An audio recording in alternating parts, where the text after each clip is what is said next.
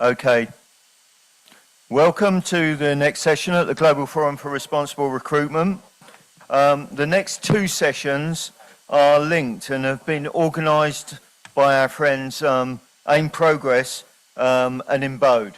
And Arti Kapoor from Embode will moderate the first session, which is on social dialogue and worker engagement. Over to you, Arti. Thank you, Neil. Everyone can hear me clearly? Fantastic. Even at the back? Great. I hope everyone's tanked up on the coffee and the samosas because we've got two fantastic panels now. And so as Neil mentioned, I'm Arti Kapoor, the founder and executive director of Embode. We're a human rights consulting agency working globally, based virtually. Well, not really virtually, just remotely from anywhere, but also on the ground. What we want to talk about in this panel is a little bit of a step away from the two panels from this morning. Everything has its place.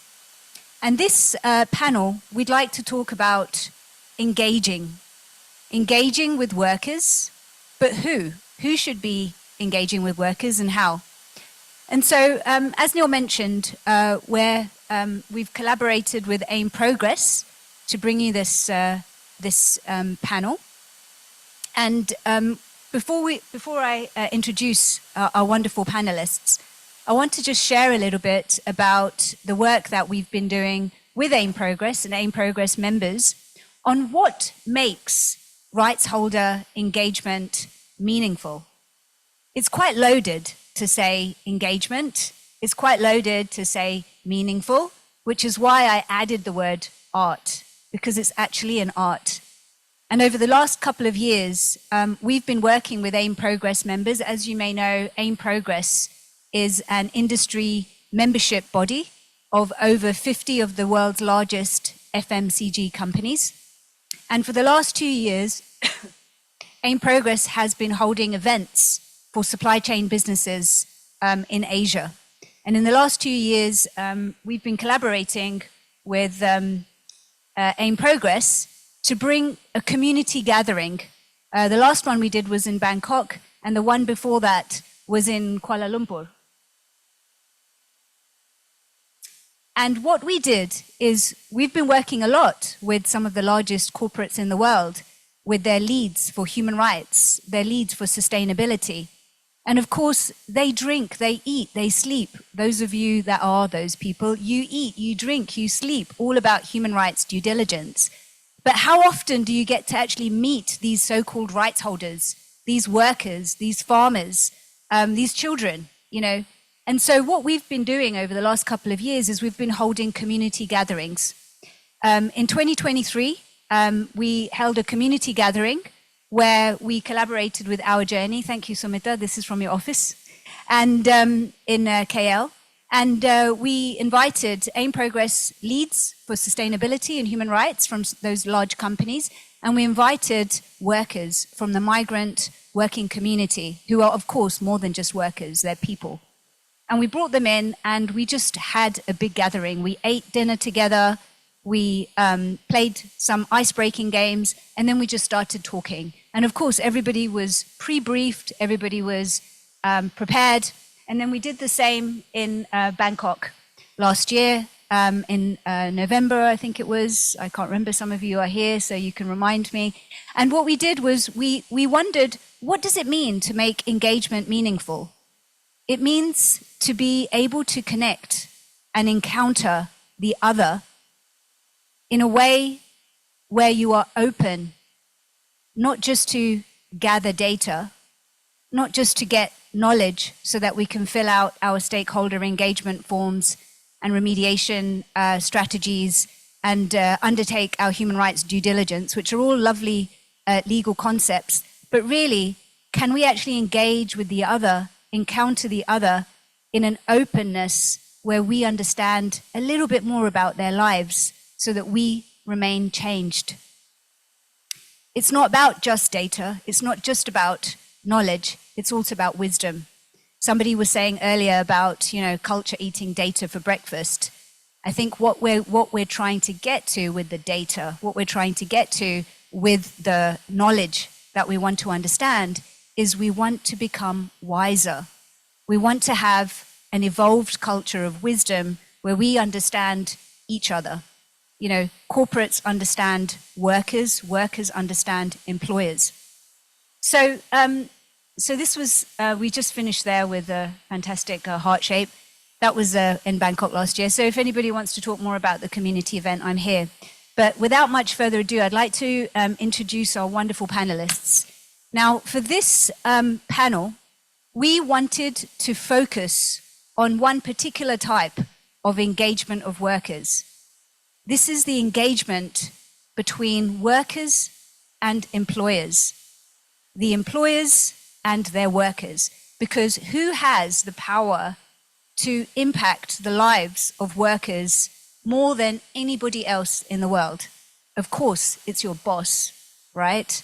And who can impact the manager more than anybody else in the world? It's the worker. That relationship is so important, that human to human relationship. And that's what we want to focus on today. And that's why we've invited Kun Suthasini Gaolek from Labour Rights Foundation, Kun Amy U, who works in the seafood sector from Myanmar in Thailand, has been here for 7 years, and Kun Shailaja Vasudevan Nair from SD Guthrie. So please welcome our panelists for today. So maybe I can start first with Kun Suthasini. Could you tell us a little bit about what worker engagement means for you and your organization, and a little bit about what Labour Rights Foundation do to impact that relationship between workers and their employers?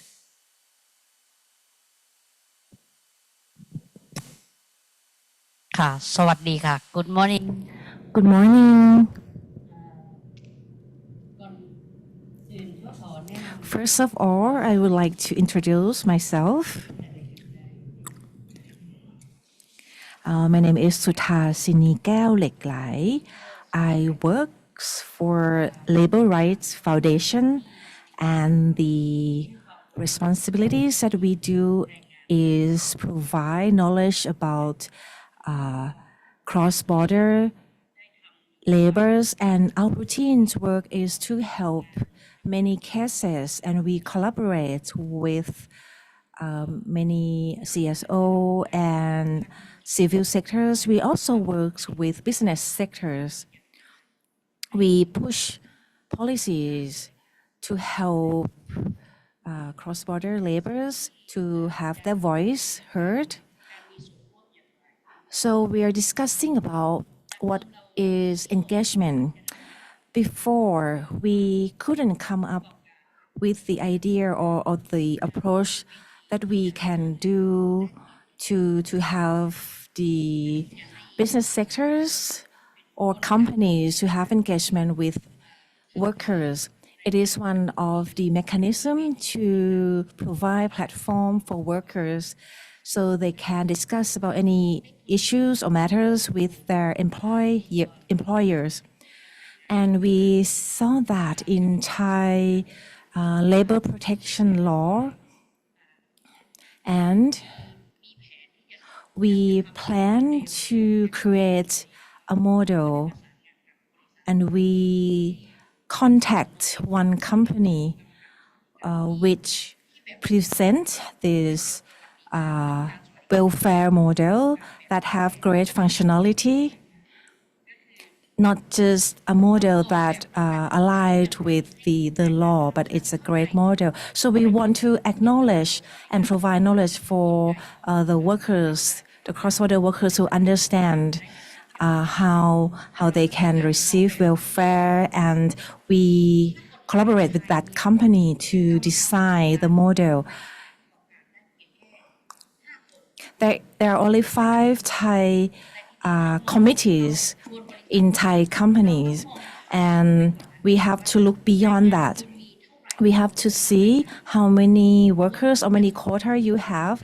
You need to consider the proportion of the model it needs to balance with the numbers of the laborers so that can be representative of their people. And we also have to do PR so they can understand the objectives. And the company have to use the native language of the laborers. For example, if the company has Myanmar or Cambodian workers, they need to create the PR documents or the promoting posters or anything in the native language. And we have to concern about the workers' quota that should be balanced with the proportion. For example, the proportion will be appropriate so they can negotiate or talk about the issue with their employers. And most of the laborers are females. We need to consider this too. We need to consider if they are the gender, and we need to know that they also have rights to apply to be in the board. We have to understand about the number of the quota of the nationalities and the genders, and the perfect time period that we can do the campaign, so the workers can understand the steps. How can they promote themselves, and their friends can elect them to be a part of the board? How can the company, the method that the company can run the campaign, open opportunity for their people so they can come and vote for the people to be in the board.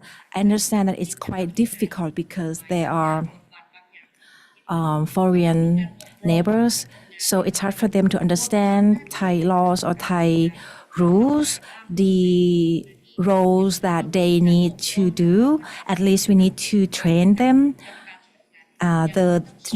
We have to do welfare committee training for at least 2 days. And our foundation also requests the company that we can be in the meeting room. We can be in the meeting between the entrepreneurs and the workers, so we can also give feedback.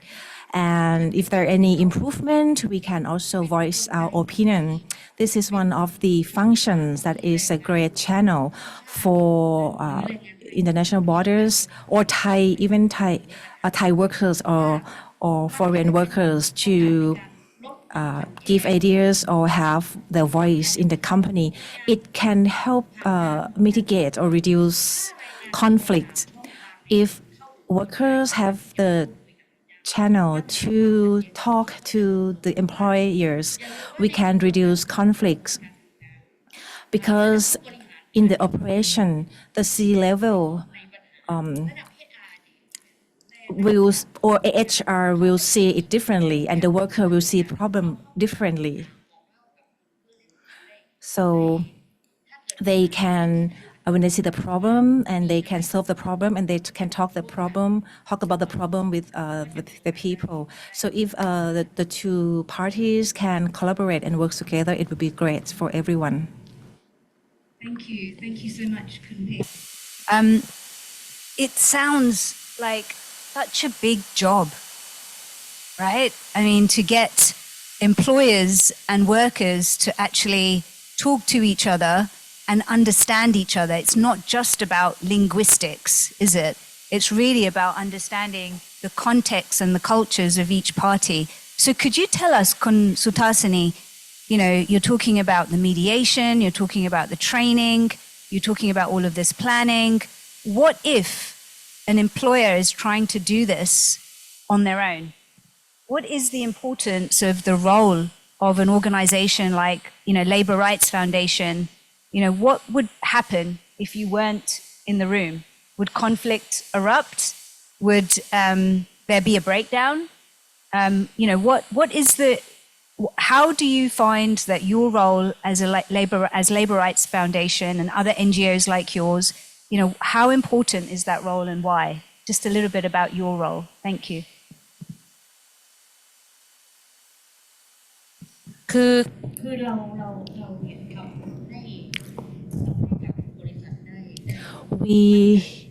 we ensure the company that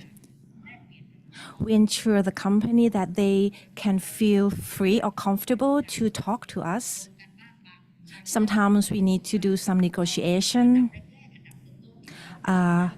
Firstly, we collaborate.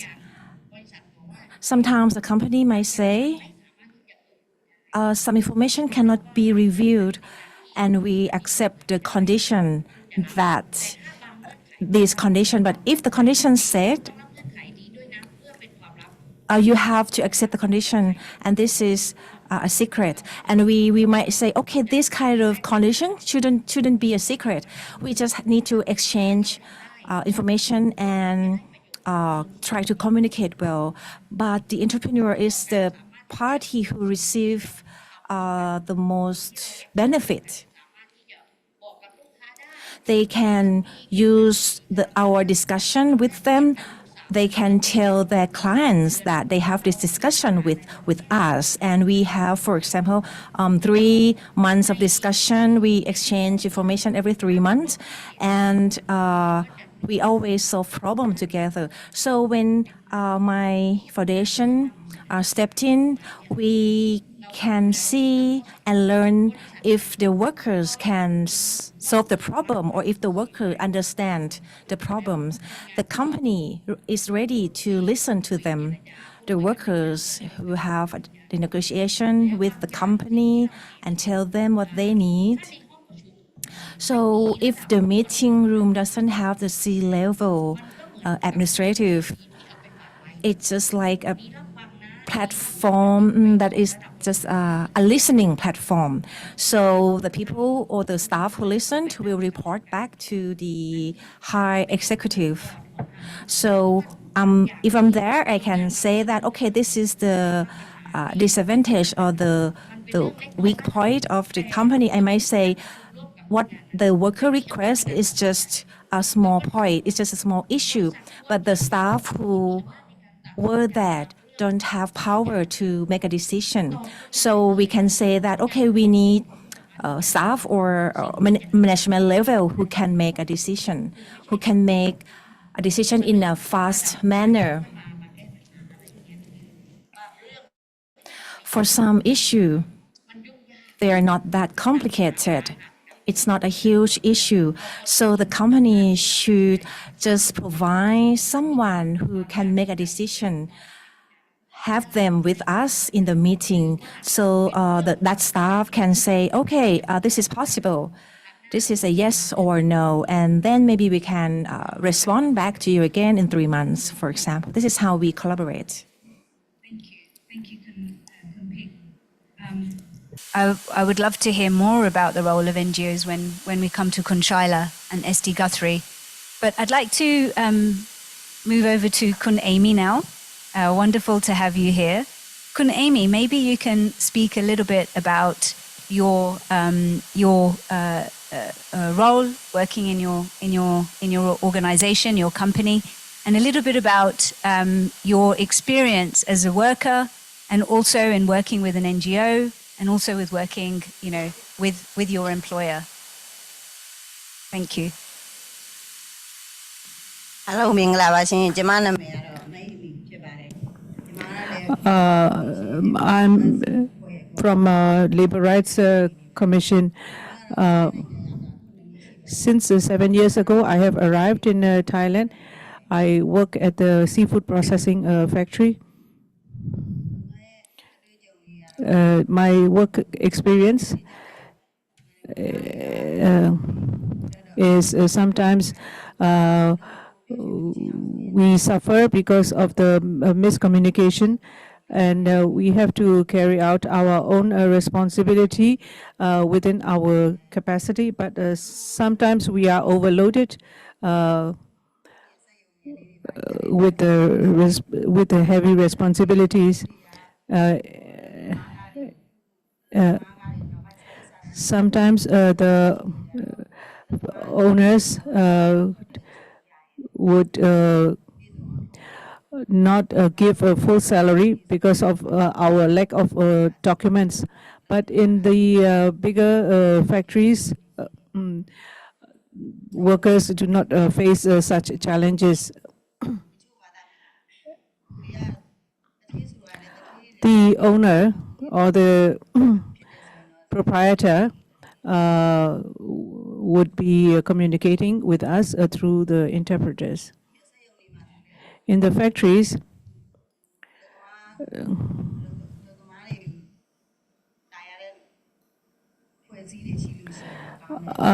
there are some social welfare organizations in the factories, but some entities would not inform us of the existence of such organizations. So it's not very transparent, and there is no representative or the trade or the labor unions in such entities.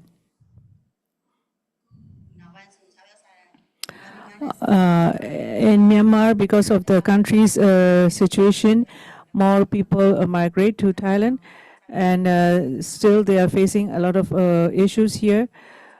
And I would like Thai government to facilitate with the documentations of the migrant workers here.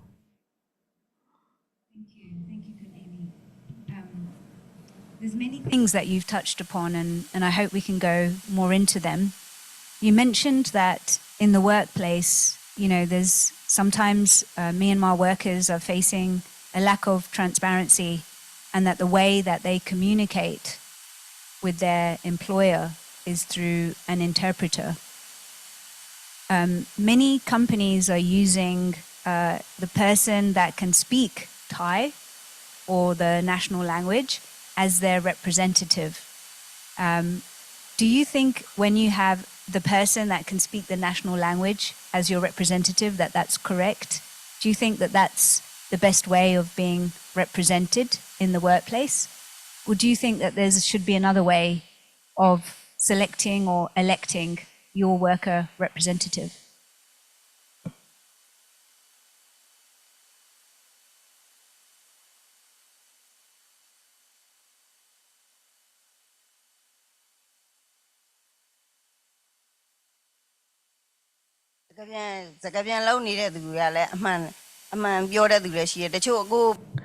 Yes, the interpreters would interpret in a correct way, or the national language speaker or Shan speaker would correctly interpret. Okay. Could you tell us a little bit about what makes a good manager, what makes a good supervisor, and what makes a not so good supervisor?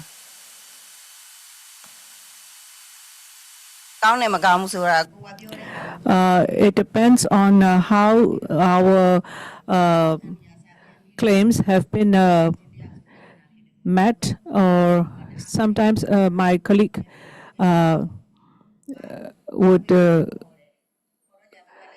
argue the manager, and she would stand on her own point, but because our colleagues are very friendly with us, and they come to find a resolution on the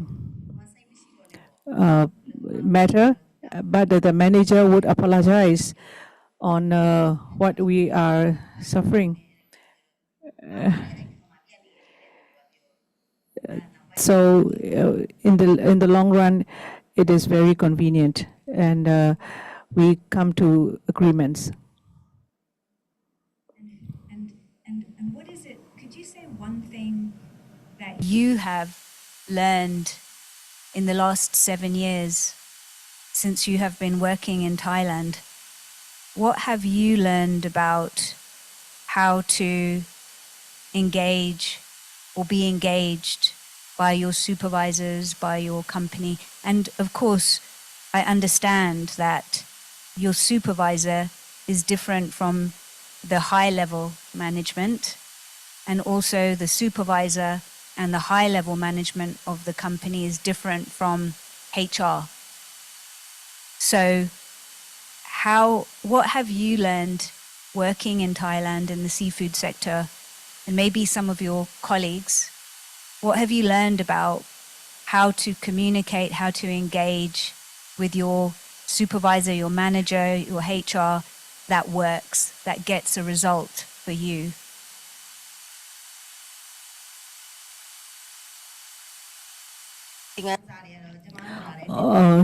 When we first arrived in 2018, we have to pay brokerage for recruiting us.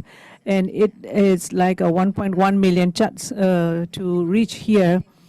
In the factory where we are working, only after 2023 June, they practice the free recruitment. And this is what we experienced. For the first couple of years, we enjoyed overtime fees, but after that, we don't enjoy any overtime charges. So the expense and cost of living here, and because of COVID and low salary, and because of the political situation in Myanmar, the workers are facing a lot of difficulties. In the factories, the material or the equipments facilitating the work environment, like fans and ventilators, are improved. But what we face now is the drinking water. For example, at the fish processing plant, sometimes we need to drink water, and it takes like 10 minutes to reach to the drinking water. So, and we demand the workers' union. For example, the expectant mothers, it's very difficult for them to walk to the place where the drinking water is available.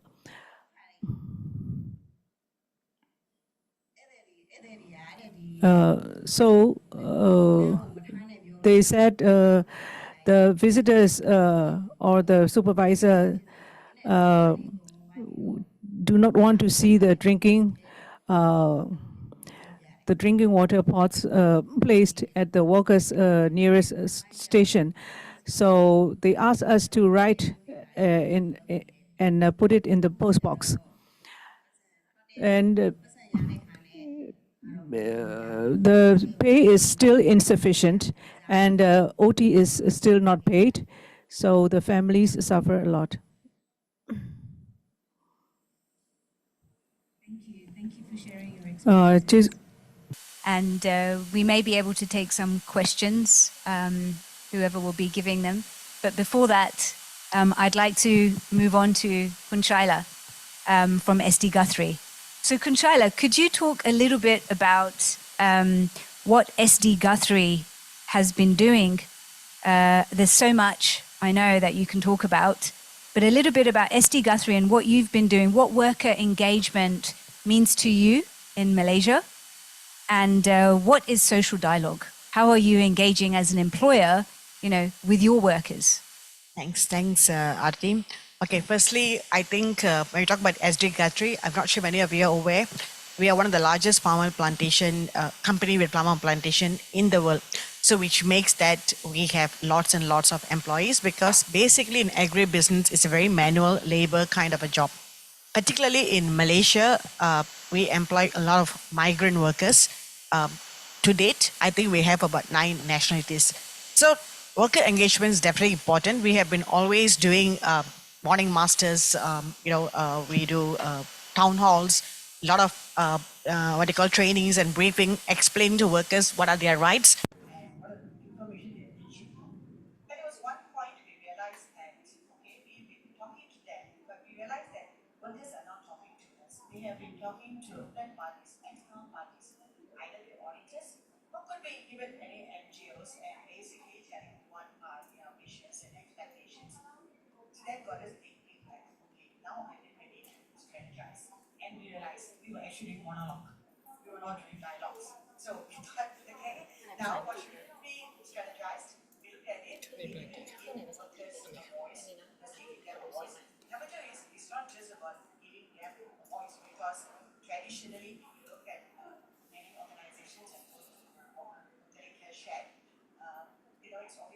So workers might not be comfortable even if we give them the opportunity to speak to them.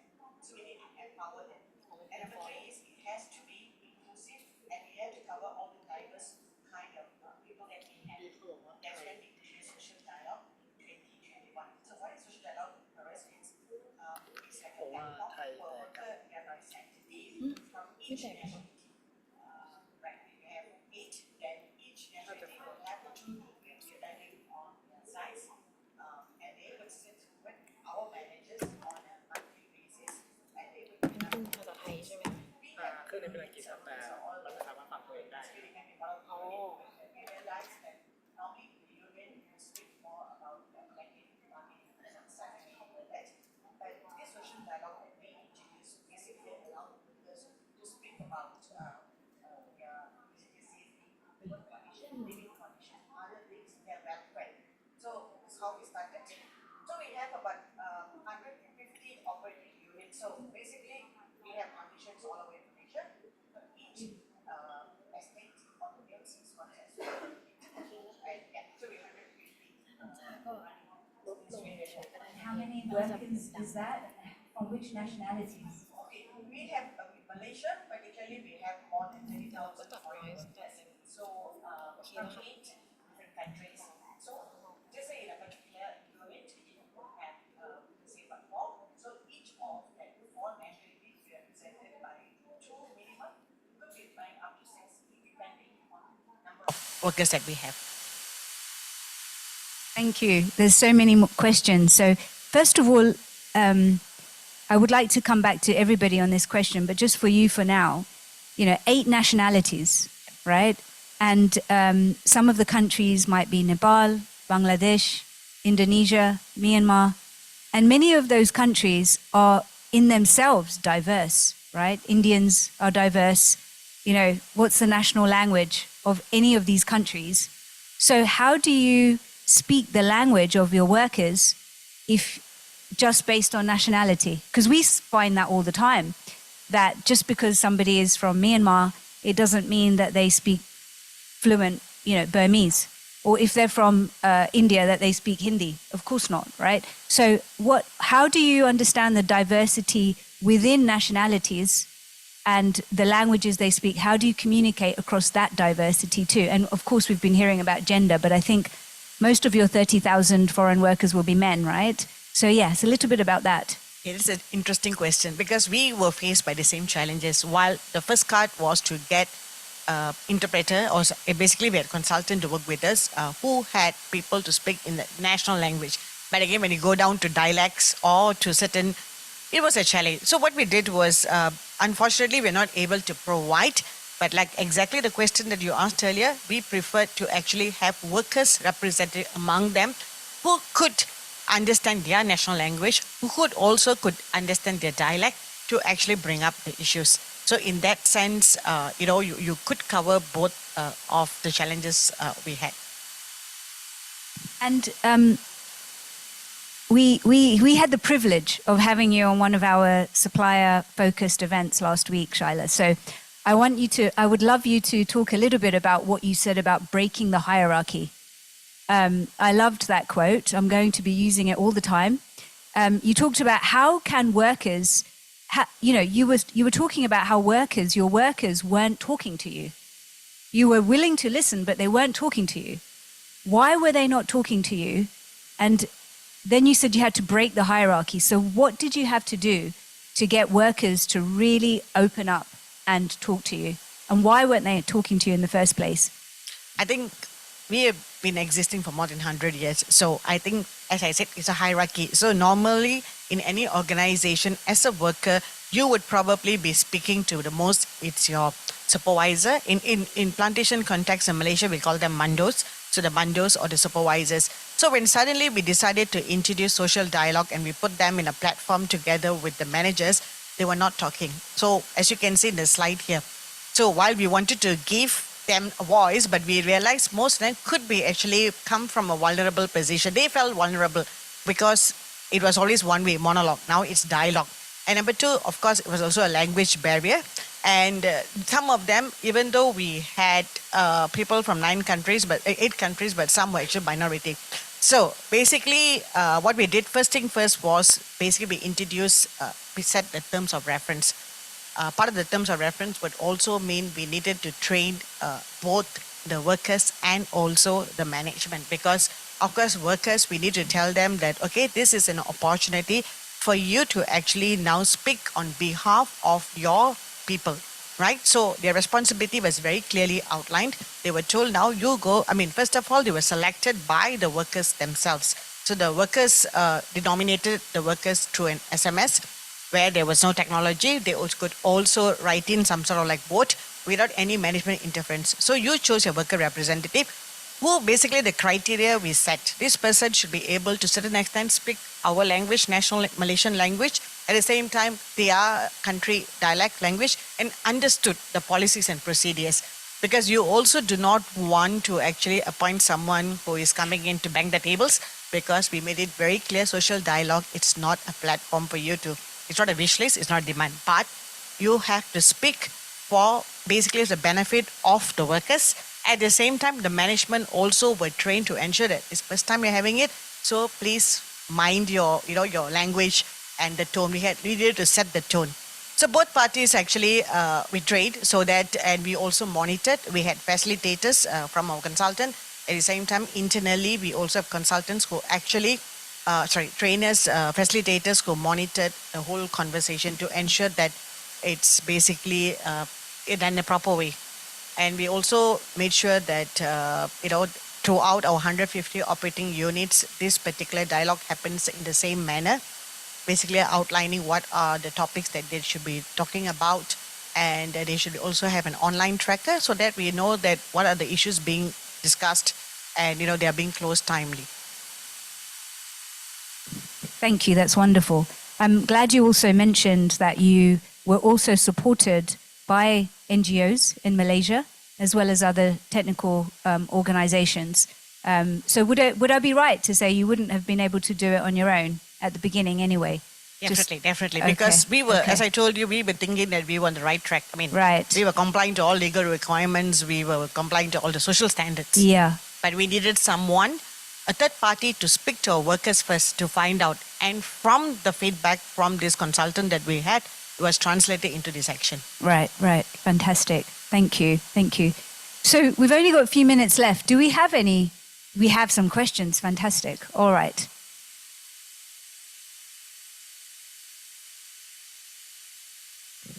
So yes, maybe we could have all of the questions, or maybe 3 questions or 4 questions, and then final words from our panelists.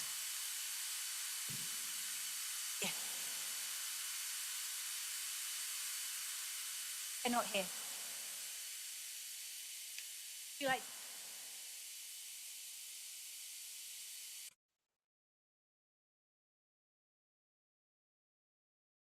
So far, this panel has received the most questions.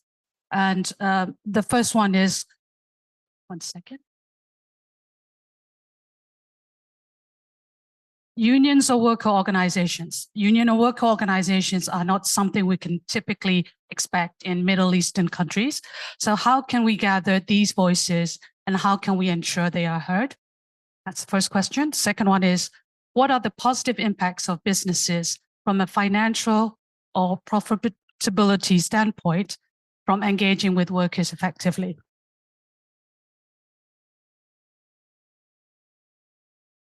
And I think the third one is, how do we select worker representatives in the organizations? Worker representatives in the organization.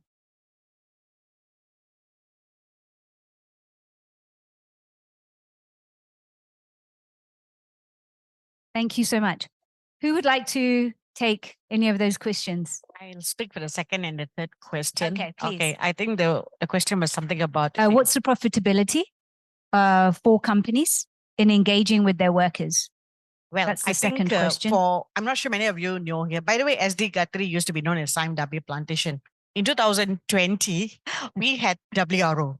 We had a WRO. We were issued WRO by the US CBP.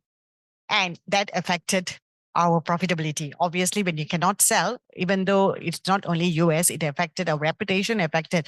So talking to workers, we had so much of insights about how can we make their worker experience better, and they were motivated. When they are motivated, obviously the productivity is going to increase and the profitability is going to increase.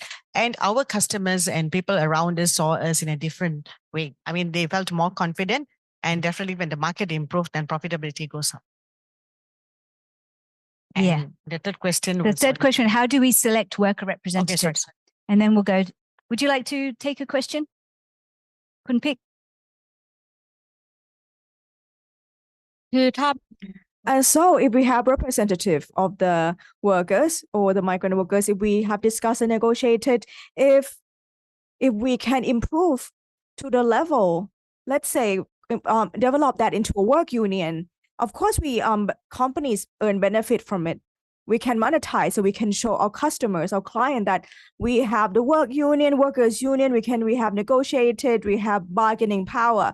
That's the benefit of the company. But if you speak about the benefit for the workers, they feel like they have the opportunity, they have the platform to talk, to exchange in a theme that maybe the workers, or they have been working for a long time, over 10 years even, they can return, and they could talk about the better condition of work, that they can discuss more wages or bonus per year, all that.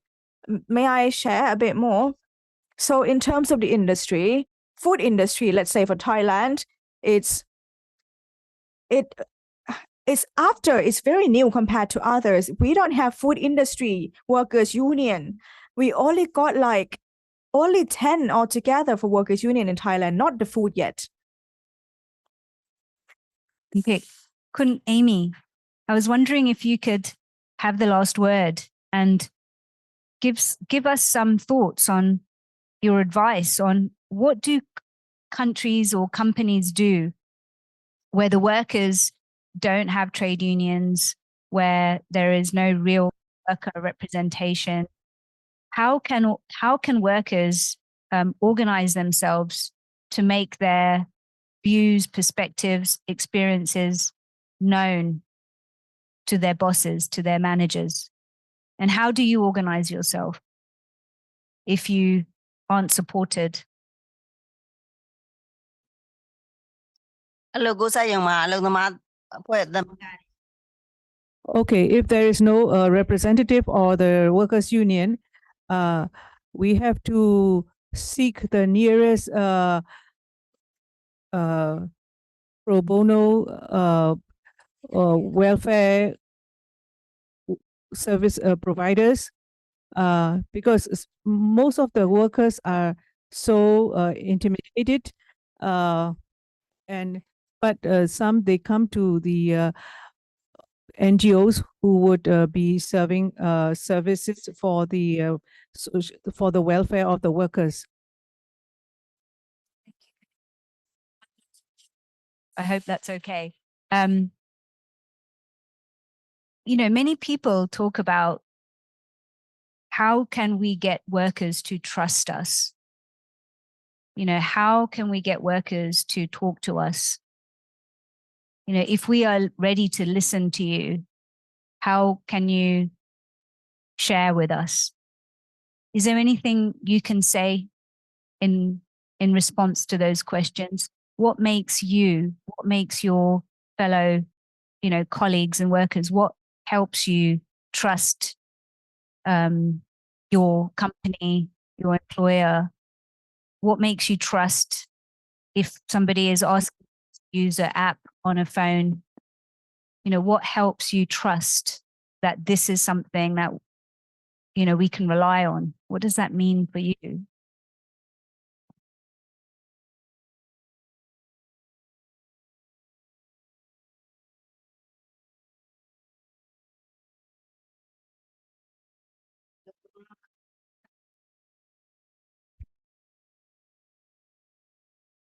If there is a problem or an issue in the workplace, then we will discuss with the workers' organization or the peer workers.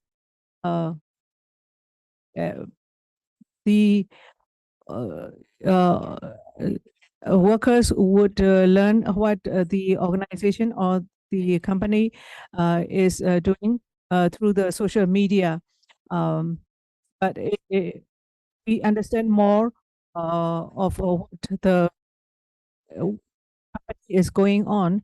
But in the past, they are more or less intimidated by the hierarchy or the power of the company. But now they are more aware of the power of social media and the workers' union. Is that there needs to be some kind of reframing of the power dynamics, because the power dynamics are inherent in the hierarchy of any given employer, and that needs to really be understood. Thank you. Thank you so much to our panelists. Please, a round of applause. Thank you. Thank you. Moving on to the next one now.